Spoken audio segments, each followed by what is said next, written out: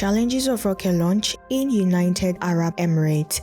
Launching rockets in the United Arab Emirates presents unique challenges shaped by its geography, climate, and regulatory landscape.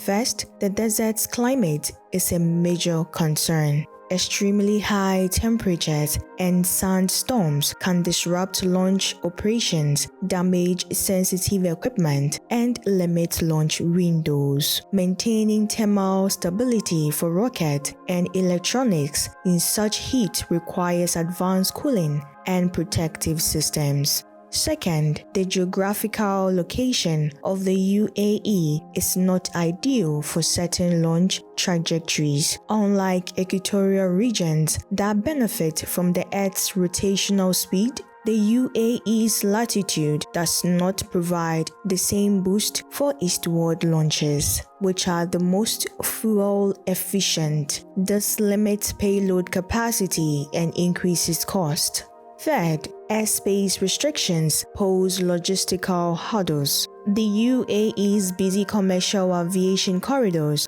require careful coordination to ensure rocket launches do not interfere with civilian flights. Navigating these air traffic patterns adds complexity to mission planning.